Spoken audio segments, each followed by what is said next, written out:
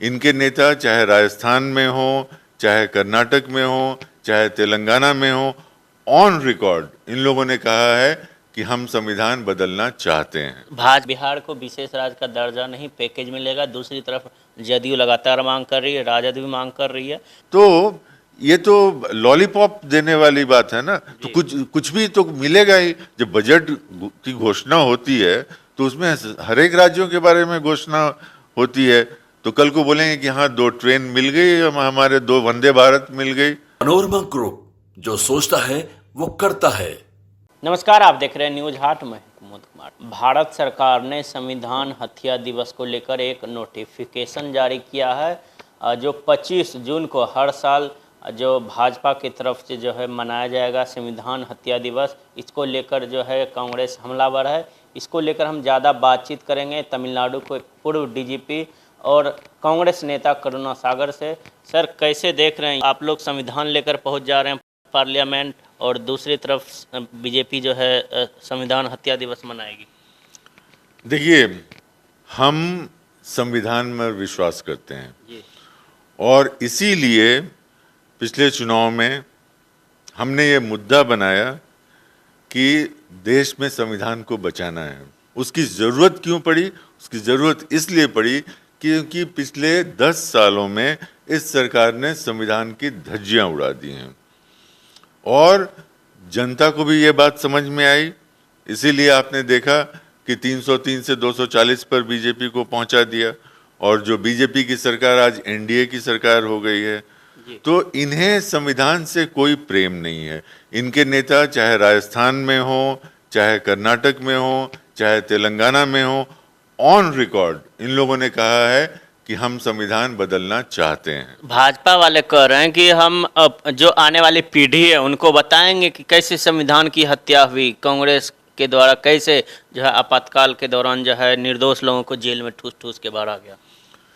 देखिए, आपातकाल जब हुआ था तो हुआ था, उसको किसी ने डिफेंड नहीं किया। लेकिन पिछले 10 साल में जो अघोषित आपातकाल है, हम उसी मुद्दे को लेकर जनता के सामने गए थे और जनता ने हमारा विश्वास किया। जनता को दिखा कि अगर ये दोबारा सत्ता में आएंगे, जिस तरह से 400 पार की बात कर रहे हैं, मजबूती से आएंगे, तो इस देश का संविधान, इस देश में जो आरक्षण व्यवस्था है, इस देश में जिस तरह से न्यायपालिका, विधायिका और एग्जीक्यूटिव के बीच में जो एक डिवीजन है जो इस देश को बचाता है, वो सब खतरे में पड़ जाएगा। तो ये इसलिए बोल रहे हैं क्योंकि इनके पास जब से ये सरकार बनी है सिर्फ और सिर्फ विफलताएं हैं। हर दिन आप टीवी चैनल खोलिए, अखबार खोलिए, आपको कहीं ना कहीं सरकार की विफलता दिख जाती है। सर, दूसरा सवाल ले लेते हैं कि बजट पेश होने वाला है, अगला जो सेशन आने वाला है, उसमें बात कही जा रही है कि भाजपा के नेता हैं मंगल पांडे, अभी बिहार में मंत्री भी हैं, वो कह रहे हैं कि बिहार को विशेष राज्य का दर्जा नहीं पैकेज मिलेगा। दूसरी तरफ जदयू लगातार मांग कर रही है, राजद भी मांग कर रही है, आप लोगों की पार्टी भी मांग कर रही है, चिराग पासवान भी मांग कर रहे हैं। आखिर मिलेगा कि नहीं मिलेगा? देखिए, जो मांग कर रहे हैं, हमने अशोक चौधरी जी का एक बयान देखा, एक इंटरव्यू देखा। उन्होंने कहा कि इस जो बजट आने वाला है इसमें बिहार को कुछ मिलेगा, कुछ ना कुछ मतलब पैकेज नहीं मिलेगा। तो ये कुछ ना कुछ हम याचक की भूमिका, कुछ ना कुछ है क्या? वही तो मैं उनसे समझना चाहता हूं कि उनके दिमाग में क्या है। ये बिहार को एक याचक राज्य क्यों बना दिए हैं? आप खुल के, आप सरकार के साथ हैं, आप मांग किससे कर रहे हैं? आप ही सरकार हैं। अभी सर सरकार में अंग हैं। अभी सर सरकार में चंद्रबाबू नायडू है, एक बड़ा प्रोजेक्ट लेके चले गए आंध्र प्रदेश, और बिहार में कुछ नया, दोनों है गठबंधन में। देखिए, आप देखिए टीडीपी के काम करने का तरीका और बिहार में जेडीयू के काम करने का तरीका। अभी तक बिहार सरकार की तरफ से कोई कॉन्क्रीट प्रपोजल मीडिया में तो नहीं आया है। अच्छा, नहीं कि हमें फला प्रोजेक्ट चाहिए, फला प्रोजेक्ट चाहिए, फला प्रोजेक्ट चाहिए, जबकि आंध्र प्रदेश से कंक्रीट प्रोजेक्ट्स आए हैं और ये मीडिया में भी चर्चा हुई है। जी। और जो पेट्रोकेमिकल और रिफाइनरी की बात चंद्रबाबू नायडू ने की थी, उसे केंद्र सरकार ने सहमति भी दे दी है। तो वो आते हैं यहाँ, मंत्रियों से मिलते हैं, यहाँ तक कि बीपीसीएल के चेयरमैन से मीटिंग करते हैं और मीटिंग करके स्पेसिफिक बात करते हैं।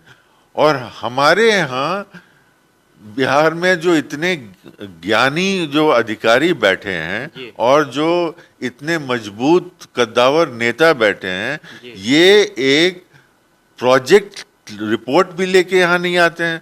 इसीलिए बोलना पड़ता है कुछ कुछ मिलेगा, कुछ मिलेगा। तो ये तो लॉलीपॉप देने वाली बात है ना। तो कुछ भी तो मिलेगा ही। जब बजट की घोषणा होती है तो उसमें हर एक राज्यों के बारे में घोषणा होती है। तो कल को बोलेंगे कि हाँ 2 ट्रेन मिल गई, हमारे 2 वंदे भारत मिल गई। सर एक आखिरी सवाल, बिहार में लगातार पुल जो है सप्ताह भर में 1 दर्जन से ऊपर ढनमना के गिर रहा है। जदयू कह रही है कि जंगल राज में बना हुआ पुल जो है गिर रहा है ढनमना के, और तेजस्वी यादव कह रहे हैं कि ये भ्रष्टाचार की निशानी है। जो 18-17 साल जो सरकार रही एनडीए की, वो सब पुल गिर रहे हैं। आप क्या कहेंगे? देखिए, जो सरकार में रहता है वो आलोचना नहीं करना चाहिए जी। उसको एक्शन लेना चाहिए।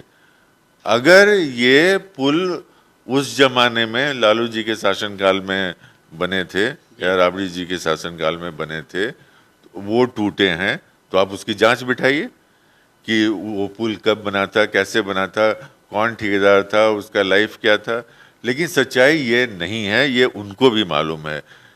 अभी आपने देखा कि पुल गिरने पर जब बहुत ज़्यादा मीडिया में हंगामा होने लगा तो 5-10 इंजीनियर्स को सस्पेंड कर दिया। अगर कोई गड़बड़ी नहीं हुई है तो उन इंजीनियर्स को आप सस्पेंड कैसे किए? अगर आप सस्पेंड किए इसका मतलब आप मान रहे हैं कि कहीं गड़बड़ी हुई है।